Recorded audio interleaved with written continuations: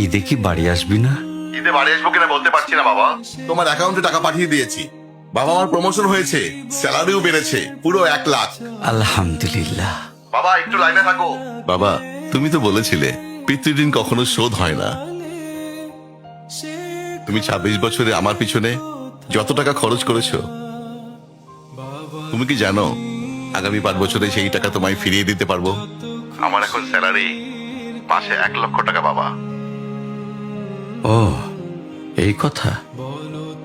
তাহলে শোন, তোকে একটা গল্প বলি। বলো বাবা। তোর বয়স যখন 4, তখন আমার বেতন 3,000 টাকা। 1200 টাকা ঘর ভাড়া দিয়ে 1800 টাকায় চলে সংসার।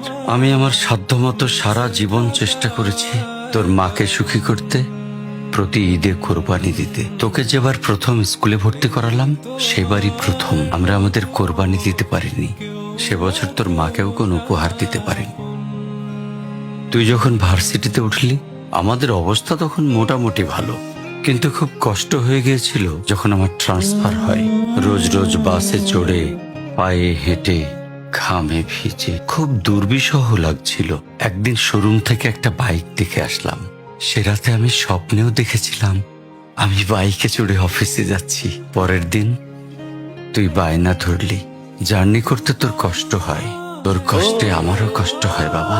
আমি বাইকটা তোকে কিনে দিয়েছিলাম। তুই এখন লাখ টাকা বেতন পাচ্ছিস, কিন্তু মনে করে দেখ, অন্য মাইনে দিয়ে ব্র্যান্ড নিউ মোবাইলে হেডফোন কানে লাগিয়ে সারা রাত গান শুনেছিস, পিকনিক করেছিস, ট্যুর করেছিস। তোর প্রতিটা দিন ছিল স্বপ্নের মতন। আর তোর টাকা নিয়ে আমি এখন হার্টের বাইপাস করাই, ডায়াবেটিক মাপাই। জানিস বাবা, ওর মাছ খাওয়া নিষেধ, মাংস খাওয়া নিষেধ। কি করে এত টাকা খরচ করি বল? তোর টাকা নিয়ে তাই আমি কল্পনার হাট বসাই। আমি বাইক চালিয়ে সারা শহর ঘুরে বেড়াই, বন্ধুদের নিয়ে সিনেমা দেখতে যাই। তোর মার হাত ধরে চাঁদনি পশরে সেন্ট মার্টিনের বালুচরে হেঁটে বেড়াই। চুপ করো বাবা প্লিজ।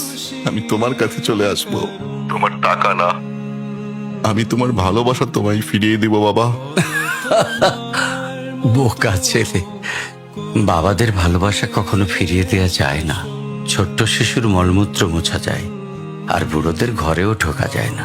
ওকে একটা প্রশ্ন করি বাবা। ধর তুই, আমি আর তোর খোকা তিনজন এক নৌকায় বসে আছি। হঠাৎ নৌকাটা ডুবতে শুরু করলো।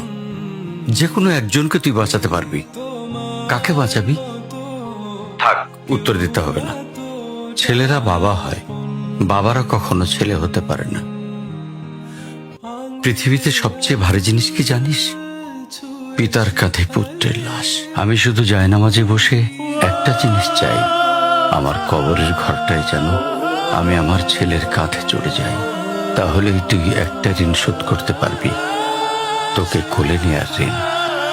বাবাদের ঋণ কোনোদিন শোধ করা যায় না।